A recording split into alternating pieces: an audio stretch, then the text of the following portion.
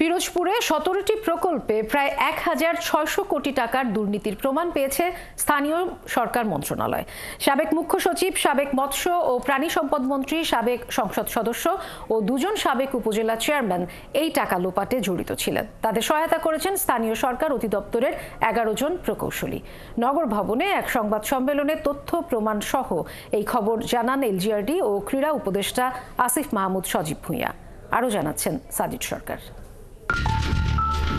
2020 সাল থেকে 24 সাল পর্যন্ত পিরোজপুর জেলার জন্য মোট 17টি উন্নয়ন প্রকল্প হাতে নেয় স্থানীয় সরকার মন্ত্রণালয়ে।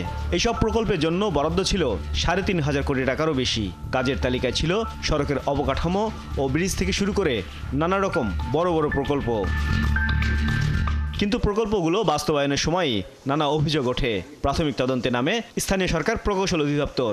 সবচেয়ে বড় অভিযোগ, কোনো কাজ না করেই অন্তত 1,000 কোটি টাকা তুলে নেয়া। পরে মন্ত্রণালয়ের পূর্ণাঙ্গ তদন্তে মেলে 1650 কোটি টাকা লোপাটের প্রমাণ।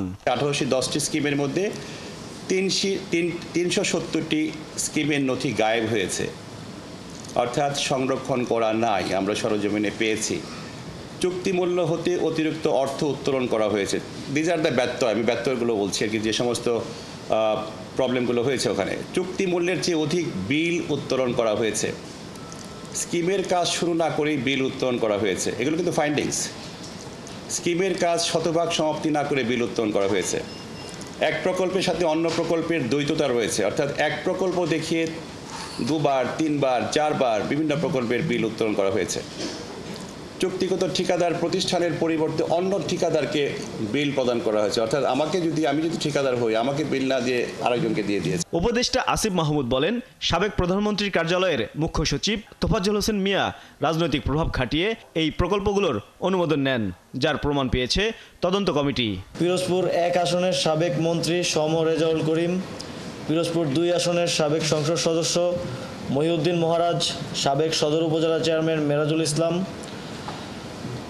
ও সাবেক নজিরপুর উপজেলা চেয়ারম্যান জনাব নূরে আলম শাহিন, প্রধানমন্ত্রীর কার্যালয়ের সাবেক মুখ্য সচিব জনাব মোহাম্মদ তোফাজ্জল হোসেন মিয়ার রাজনৈতিক ও প্রশাসনিক প্রভাবের সম্পৃক্ততার বিষয়টি প্রাথমিক তদন্তে উঠে আসে। সংশ্লিষ্ট ঠিকাদার প্রতিষ্ঠানসমূহকে কালো তালিকাভুক্ত করা হয়েছে।